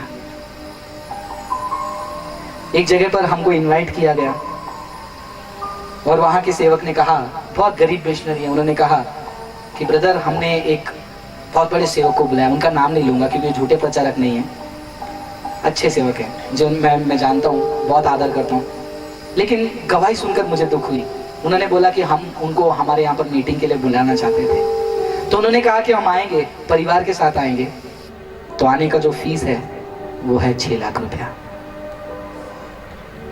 वो मिशनरी मुझे कह रहे हैं कि ब्रदर ऐसे मंडप लगा के और स्पीकर साउंड लगाने का हमारा बजट ही 4 लाख का है, लेकिन हमसे मांगा गया 6 लाख रुपए, हम क्या करेंगे ब्रदर? उस मीटिंग में जब बारिश हुई थी ना, तो जब मैंने उनको पूछा कि कुर्सी क्यों नहीं मंगा रहे हो, वो लोग बोलने के लिए भी शर्मा रहे थे। फिर बाद में पता चला कुर्सी मंगाने के लिए उनके पास 2-3 हजार रुपए भी नहीं थे। वो मिशनरी भाई, वो मिशनरी सेवक अपने परिवार को छोड़कर सेवा कर रहे हैं। जब उनके पास गया, उनके आंखों से आंसू निकली, रोए, और एक शब्द उन्होंने कंप्लेंट नहीं किया। उनके अंदर एक ही दर्द था, वो ये दर्द था, सुअरता बांटने के लिए ब्रदर, जवानों को खड़ा करने जैसा प्रभु कार्य करे, उसके लिए प्रार्थना कीजिए। क्रूस उठाते हैं ऐसे लोग। पॉल ने कैसे क्रूस उठाया हम देखते हैं। बहुत परिश्रम किया। किस प्रकार का परिश्रम? उस राज्य को बढ़ाने के लिए बार बार कैद होने से, बार बार कैद हो गए, वो बार बार जेल चले गए, कोड़े खाने में, कोड़े खाए, वो बार बार मृत्यु के जोखिमों में, बार बार मृत्यु के जोखिम में गए। 5 बार मैंने यहूदियों के हाथ से, 5 बार यहूदियों के हाथ से 39 कोड़े खाए। 39 कोड़े खाए। जरा कैलकुलेट करके देखो, 39 into 5 कितना हो गया? उतने बार कोड़े खाए यहूदियों के हाथ से। आगे 3 बार मैंने बेते खाए। लकड़ी से मारा ना, बेते मतलब, हाँ, लाठी से, बहुत बड़े लाठी से उनको 3 बार मारा। मतलब आया सुसमाचार बांटने के लिए, निकल यहां से, बैठाया 39 बार, 1 2 3 49, ऐसे 5 बार क्रूस उठा रहे पॉल। मेरे जैसे कार में नहीं आ रही। मुझे शर्म आती है जब मैं कहता हूं कि मैं परमेश्वर के राज्य के लिए कुछ कर पा रहा हूं। अरे मैं ऐश से, आराम से आकर प्रचार कर रहा हूं। लेकिन वो पॉल की जिंदगी को देखता हूं तो मुझे लगता है, क्या फ्रांसिस तूने अब तक क्रूस पूरी तरह उठाया है क्या? मैं चाहता हूं कि आप भी अपने आप से एक सवाल पूछें कि क्या आपने अपने आप को इनकार किया है, क्रूस उठाया है, फिर फॉलो करने की बात कर रहे हैं। ये चेले की जिंदगी। आगे बढ़िए। एक बार मुझ पर पथराव किया गया। मेरे ऊपर पथराव किया गया। पथराव कैसे? ऐसे नहीं होता है एक कंकड़ निकाल कर फेंका। पथराव कैसे होते मालूम है?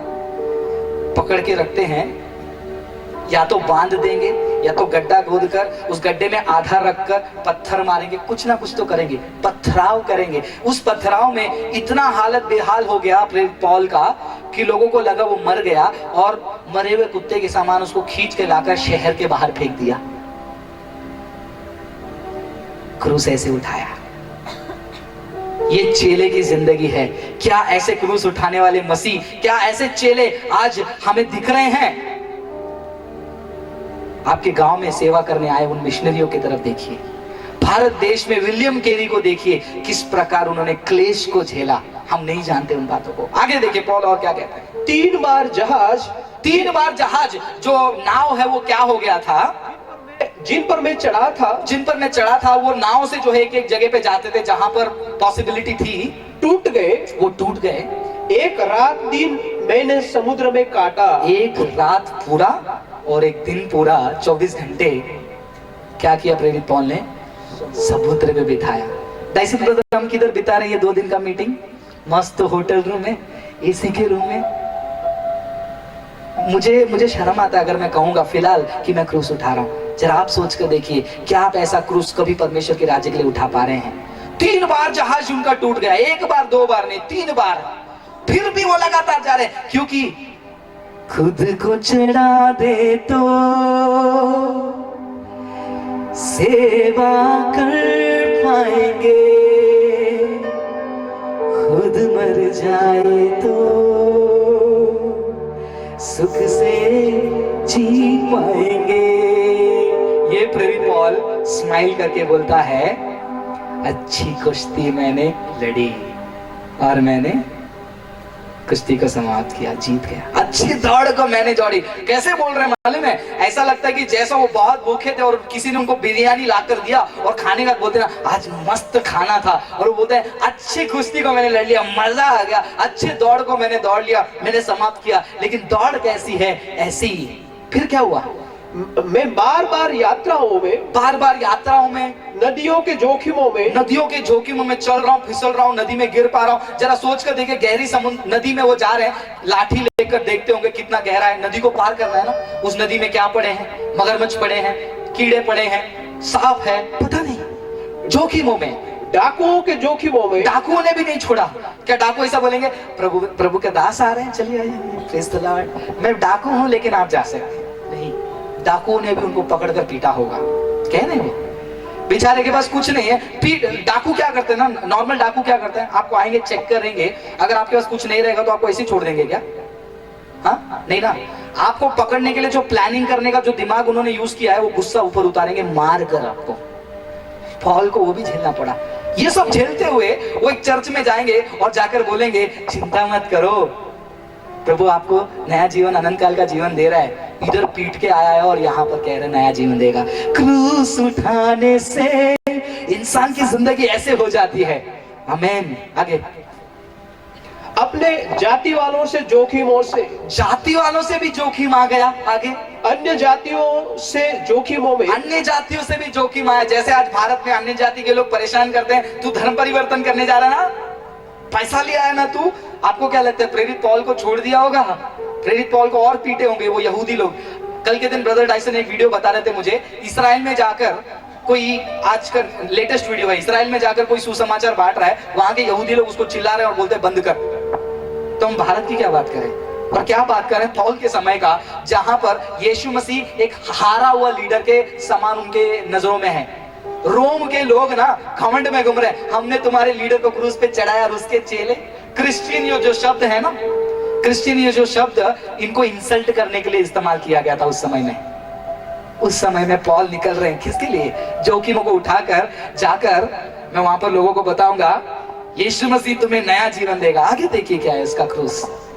नगरों के जोखिमों में, नगरों के जोखिमों में, नगर में जा रहा हूं वो लोग भी नहीं छोड़ रहे हैं, जंगल में जा रहा हूं फिर भी पीट रहे हैं, नदी में जा रहा हूं तो भी हो रहा है, समंदर में जा रहा हूं तो भी हो रहा है, यहूदी लोग मार रहे हैं, जाति वाले मार रहे हैं, अन्य जाति वाले मार रहे हैं, नगर में एंट्री मार रहा हूं वो लोग भी पीट रहे हैं। जंगल के जोखिमों में, समुद्र के जोखिमों में, झूठे भाइयों के बीच जोखिमों में रहा। झूठे भाई भी हैं, उसका एक झूठे भाई का नाम है देमास। बहुत लोग मुझे पूछते हैं बाइबल में कहीं लिखा है क्या झूठे प्रचारकों का नाम लेना? बहुत सारी जगह पे पॉल ने कहा है। लोग पॉल के मिनिस्ट्री मॉडल को स्टडी नहीं करते ना। पॉल कहता है देमास जो दुनिया को प्यार करके मुझे छोड़कर चला गया है, हाइमेनियस, फिलेटस, अलेक्जेंडर, डाइट्रोफिस, ये सारे लोगों का नाम ले लेकर उनको क्या कर रहा है? सामने लेकर आ रहा है।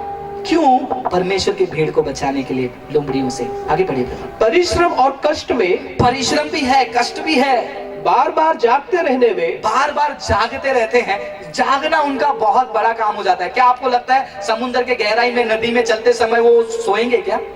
कितनी नींद उनकी बिगड़ी रहेगी। आज हम किसके लिए जागते हैं? जवान लड़कों, जवान लड़कियां, रात को 2-2 बजे तक किसके लिए जाग रहे हो? क्या क्रूस उठाए हो? क्या क्रूस उठाने के लिए जाग रहे हो, या फिर व्हाट्सएप में, मैसेंजर में चैटिंग करने के लिए जाग रहे हो? यहाँ पर क्रूस उठाने वाला परमेश्वर के राज्य को बढ़ाने के लिए जाग रहा है। भूख प्यास में, भूख प्यास भी है वहां पर। कौन खाना खिलाएगा हमको? तो यहाँ पर जबरदस्ती करके इतना खाना खिलाते हैं।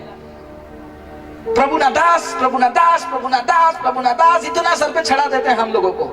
लेकिन प्रेरित पौल की जिंदगी को देखो, क्रूस उतारा। आप बोल रहे हो कि ब्रदर आप किसी और के बोल रहे हो कि खुद की बेइज्जती कर रहे हो? जब पौल को मैं अपने सामने रख देता हूं, मुझे ऐसा मुंह छुपाने का मन करता है कि क्या सेवा कर रहा हूं मैं आपके बारे में नहीं बोल रहा हूं, मैं अपने बारे में बोल रहा हूं। मैं अपने आप को पूछ रहा हूं क्रूस उठा रहे हो क्या? आप लोग अच्छे हो, मैं अपनी बुराई निकाल रहा हूं, अपनी कमी निकाल रहा हूं। आप चिंता मत कीजिए, चिंता मत कीजिए। आप बोलो।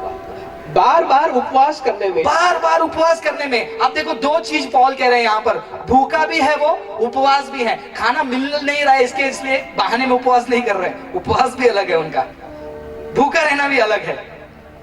कुछ लोग का जिंदगी ऐसा नहीं होता है, मौका मिला तो कर लेंगे, नहीं मौका मिला तो पवित्र। जवान लड़कों लड़कियों को मैं हमेशा बोलता हूँ, जब तक उनको मौका नहीं मिलता तब तक वो पवित्र रहते हैं। जब मौका मिल जाता है ना, तब उनका पवित्रता दिख जाता है। लेकिन पॉल का ऐसा नहीं था, क्रूस उठा रहे हैं दोनों समय में। आगे, जाड़े में, जाड़े में मतलब ठंड में, उघाड़े रहने में, उघाड़े रहने में, और अन्य बातों को छोड़कर जिनका वर्णन मैं नहीं करता। अरे भाई बस हो गया, बस हो गया। इसके अलावा और भी बात है, वो मैं बोल भी नहीं सकता। बोलने वाली चीजों को सुनकर जब इतना दिल दहल जाता है, जो बोली नहीं जाती है, उसके बारे में आप क्या सोचोगे? कितना भयंकर हुआ होगा उनके साथ। फिर सब कलीसियों की चिंता प्रतिदिन मुझे दबाती है। अब देखो ये भाई साहब को, क्या क्रूस है यार, क्या मजेदार है। ये व्यक्ति का जिंदगी जब मैं देखता हूं, मैं एकदम आश्चर्यचकित हो जाता हूं। ये सब प्रॉब्लम को बताया और कहीं पर भी ये नहीं कहा कि ये सारी चिंताएं मुझे दबा रही हैं। दबा रही है कौन सी चिंता? किसकी चिंता दबा रही है? कलीसिया की चिंता दबा रही है। ये एक चेले का परिचय है। अपने जीवन में सब कुछ इनकार करेगा और परमेश्वर के राज्य को बढ़ाने के लिए, परमेश्वर के चर्च को बढ़ाने के लिए, परमेश्वर के राज्य को बढ़ाने के लिए वो क्या करेगा?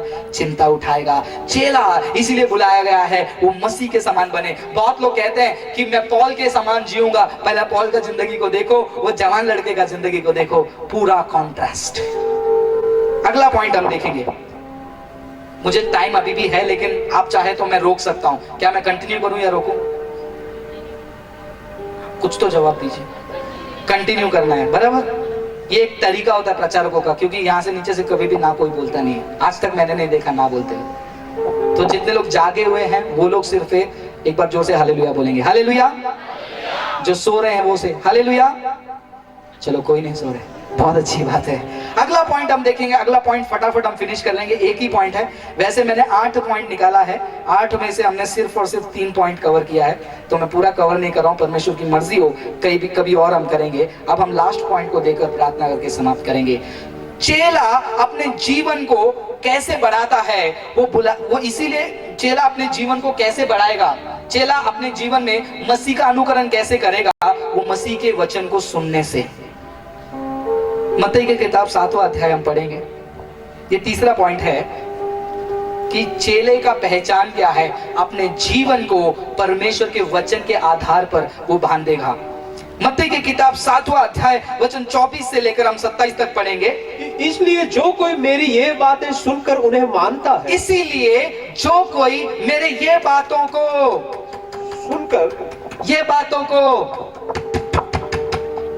को सुनता है और उन्हें मानता है, वह उस बुद्धिमान मनुष्य के समान ठहरेगा। वो उस बुद्धिमान मनुष्य के समान ठहरेगा जिसने अपना घर चट्टान पर बनाया। जिसने अपना घर किस पे बनाया? चट्टान पे बनाया। और मेघ बरसा, उस घर के ऊपर मेघ बरसा और बाढ़ आई और आंधियां चली और उस घर से टकराई। फिर भी वह नहीं गिरा, क्योंकि उसकी नींव चट्टान पर डाली गई थी। एक और व्यक्ति के बारे में वहां पर बात किया जा रहा है। यहाँ पर भी 2 लोग की बात हो रही है। वो 2 लोगों को मैंने नाम दिया है, एक है चेला और एक है फॉलोअर। दोनों ने भी घर बांधा ना, लेकिन घर बांधने का तरीका अलग अलग है दोनों का। एक ने चट्टान पर बांधा और एक ने क्या किया? पढ़िए। परंतु जो कोई मेरी ये बातें सुनता है, ये मेरी जो बातें सुनता है, ये मेरे प्रचार को जो सुनता है, मेरा नहीं, यीशु मसीह के प्रचार को सुनता है और उन पर जो नहीं चलता, सुनता है पर उस पर नहीं चलता है ना। बहुत सारे ऐसे मसीह सुनते हैं लेकिन उस पर नहीं चलते हैं। अगर सुनकर चलने वाले होते, आज भारत देश में क्या क्या हो जाता। आज उल्टा रिवर्स हो रहा है। मुझे पता चला कि गुजरात में जो है बहुत सारे लोग परसिक्यूशन के वजह से जो मसीहत को छोड़ रहे हैं।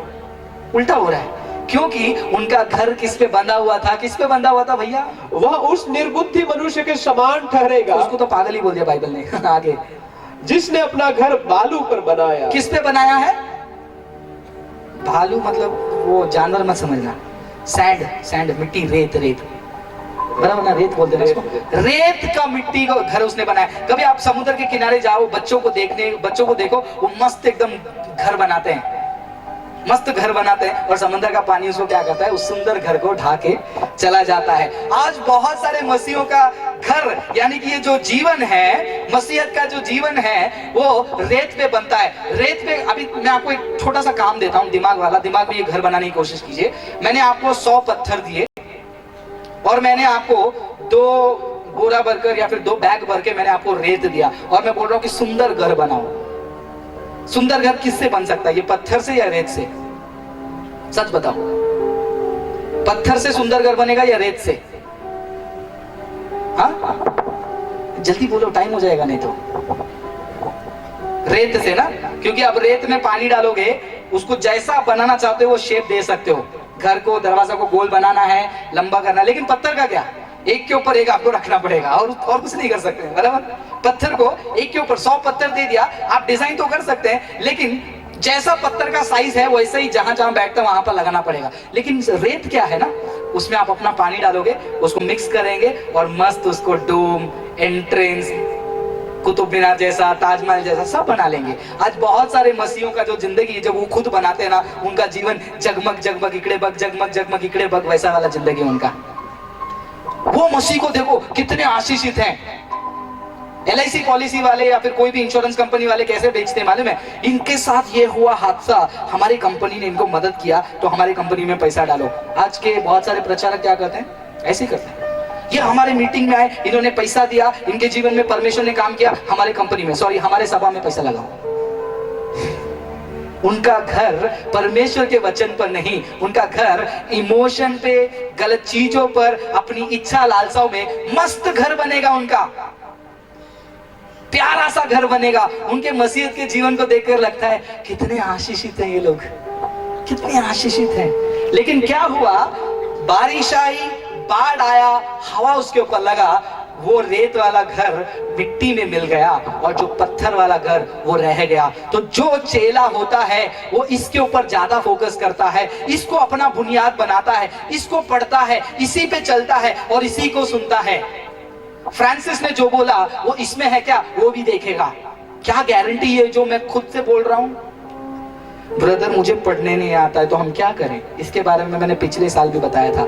जो कहते हैं मुझे पढ़ने नहीं आता है, उनको देखिए उनके घर पे कागज पत्र बराबर होते हैं आधार कार्ड बराबर होता है, राशन कार्ड बराबर होता है, बच्चों का एडमिशन, वो सब करने के लिए कहीं ना कहीं से तरकीब ढूंढ निकालते हैं। वहां पर पढ़ाई लिखाई की कमी भरपूरी में बदल जाती है। परमेश्वर का वचन पढ़ना है तो पढ़ना तो चाहते हैं, लेकिन क्या करें, हम पढ़ तो नहीं सकते। चेले अपने घर को किस पर बांधेंगे? पत्थर पर बांधेंगे। और वो पत्थर, वो चट्टान क्या है? परमेश्वर का वचन। एक इसका उदाहरण बाइबल में हमको कहीं मिलता है क्या? रियल उदाहरण हम देखेंगे। उत्पत्ति के किताब जब 6 अध्याय में जाते हैं, ये लास्ट एग्जांपल है, फिर उसके बाद हम प्रार्थना करेंगे। बोलना तो मुझे बहुत कुछ है, आपके साथ बहुत सारी चीजें शेयर करनी है, लेकिन समय के अनुसार हम चलेंगे। उत्पत्ति की किताब 6 अध्याय में 9वां वचन हम पढ़ेंगे। नूह की वंशावली यह है। अब यहाँ पर नूह के बारे में बात करेंगे। नूह की वंशावली है, लास्ट लाइन पढ़िए ब्रदर। नूह के बारे में परमेश्वर ने क्या कहा? नूह परमेश्वर ही के साथ साथ चलता रहा। परमेश्वर के साथ साथ चलता रहा। और नूह से शेम और हाम और येपेत नामक 3 पुत्र उत्पन्न नहीं, वो 3 शब्द पढ़िए ना। नूह ब्लेमलेस था, धर्मी था और परमेश्वर के साथ साथ चलता था, है ना? तो नूह की पहचान कैसी थी? वो धर्मी था, बराबर बोल रहा हूँ ना? नूह धर्मी पुरुष था और अपने समय के लोगों में खरा था। खरा था उसके समय में, उसके समय के लोगों में वो क्या था? खरा था। ब्रदर सोसाइटी बिगड़ रही है इसलिए मेरे बच्चा बिगड़ गया, मैं भी बिगड़ गई। वो समय में वो क्या था? खरा था। और नूह परमेश्वर ही के साथ साथ चलता, परमेश्वर के साथ साथ ही चलता था। अब यहाँ पर नूह का पहचान देख लिया, ये क्रिश्चियन है। अब हम चेक करके देखेंगे नूह यीशु मसीह का फॉलोवर था क्या या चेला था? चेक करके देखेंगे हम। ब्रदर तुम्हारी इतनी हिम्मत, तुम नूह को चेक करोगे? नहीं भैया, वचन में क्या लिखा है उसको हम समझने की कोशिश कर रहे हैं। हम चेक करके देखें क्या नूह ने अपना घर या फिर बचने का जो जगह उन्होंने बनाया वो परमेश्वर के वचनों पे बनाया या फिर रेत पे बनाया? आपको पता चल जाएगा। 6 अध्याय 13 वचन में क्या लिखा है पढ़िए वहां पर। तब परमेश्वर ने नूह से कहा, सब प्राणियों के अंत करने का प्रश्न मेरे सामने आ गया है। सबको मैं मिटाने वाला हूँ। ये दुनिया बहुत बिगड़ गई है, मैं इस दुनिया को नाश करने वाला हूँ। आगे, क्योंकि उनके कारण पृथ्वी उपद्रव से भर गई है। उनके वजह से पृथ्वी उपद्रव से भर गई है, इसलिए मैं उनको पृथ्वी समेत नष्ट कर डालूं। मैं उनको खत्म करने जा रहा हूँ। I am going to end this world. I am tired of this world. Violence, sin, it has reached heaven and I am going to destroy this earth. इसलिए तू गोपेर वृक्ष की लकड़ी का एक जहाज बना ले। बस यहाँ पर 13वां वचन में यीशु खुदा ने क्या कहा नोहा को कि मैं ये दुनिया को खत्म करने जा रहा हूं।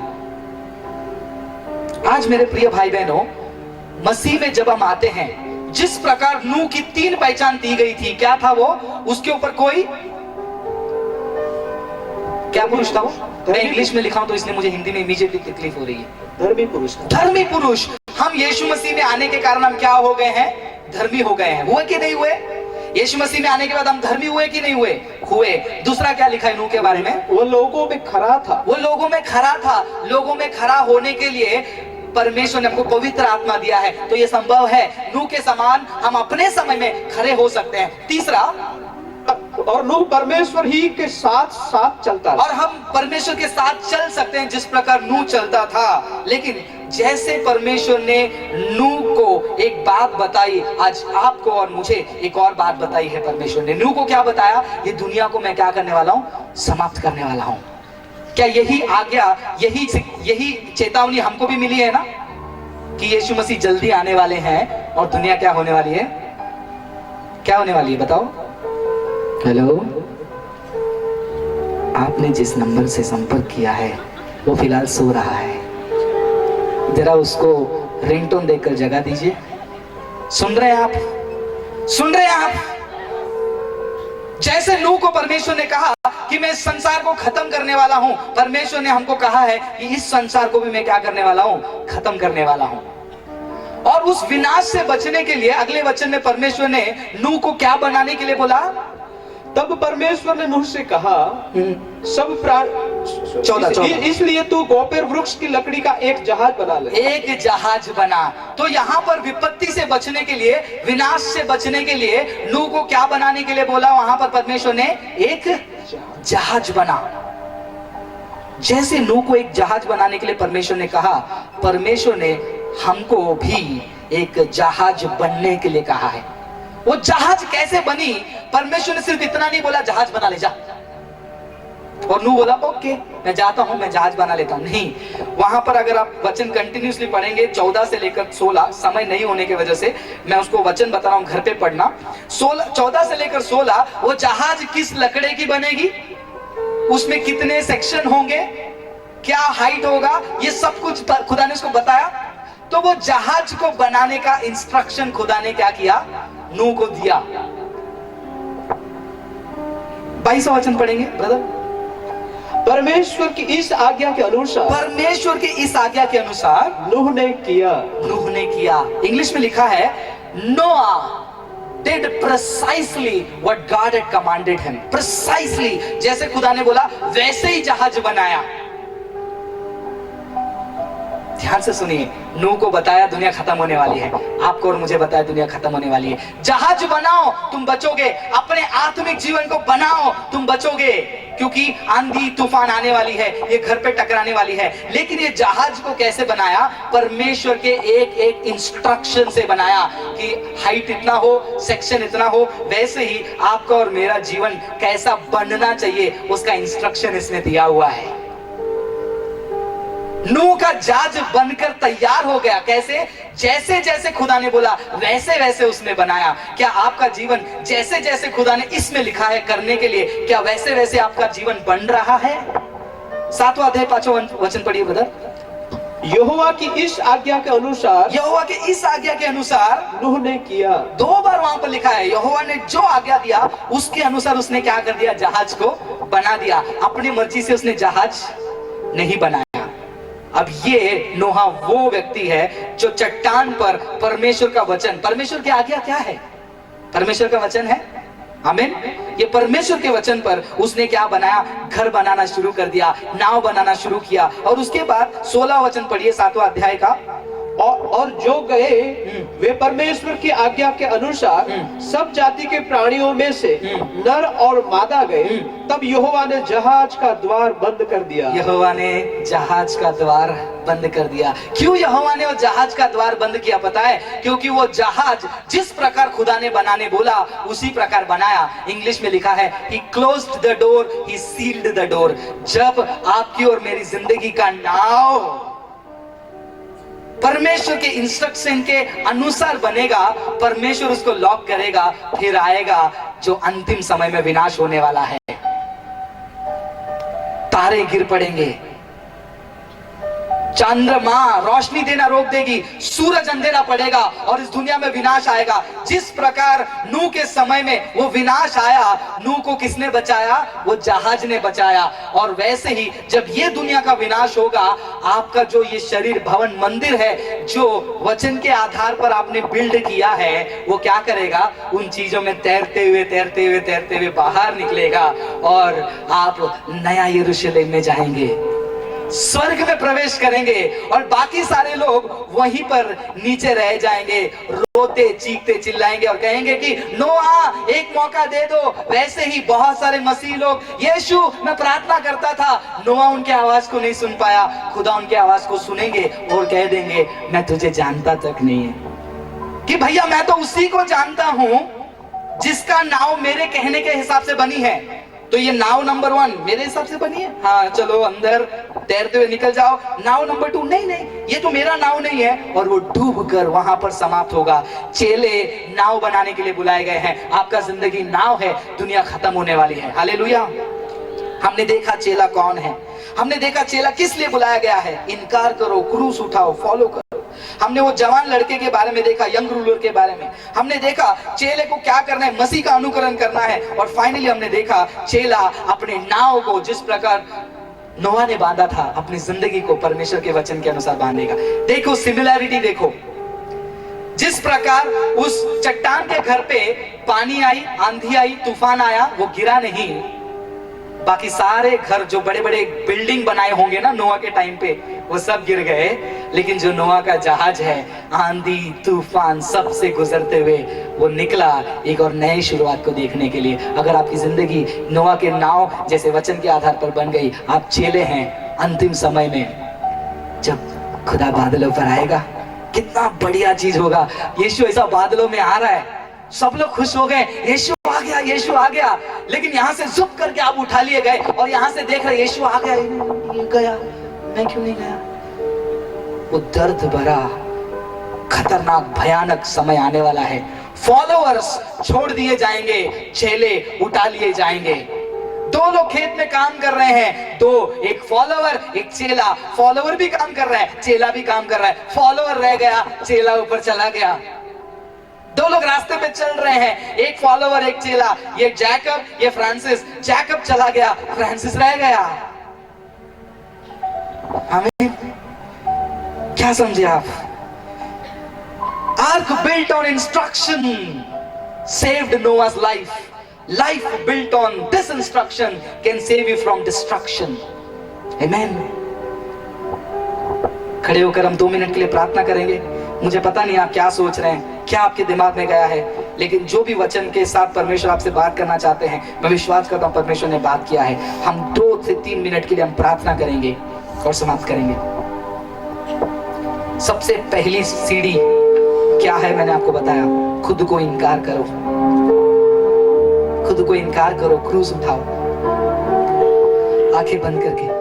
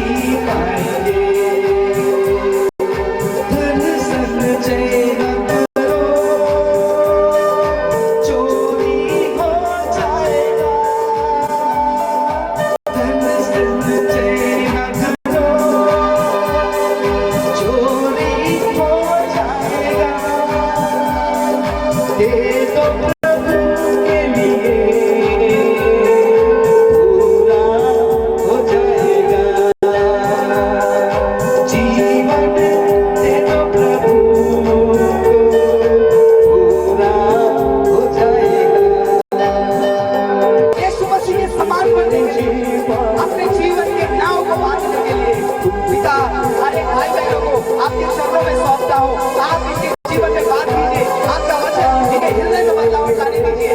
इनके द्वारा इनके परिवार, इनके गांव, इनका शहर और हमारा देश बदलने के लिए प्रार्थना करता हूँ।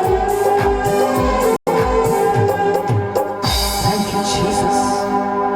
सारा आदर, गौरव, महिमा आप ही को देते हैं। यीशु के नाम से मांगते हैं पिता, आमीन।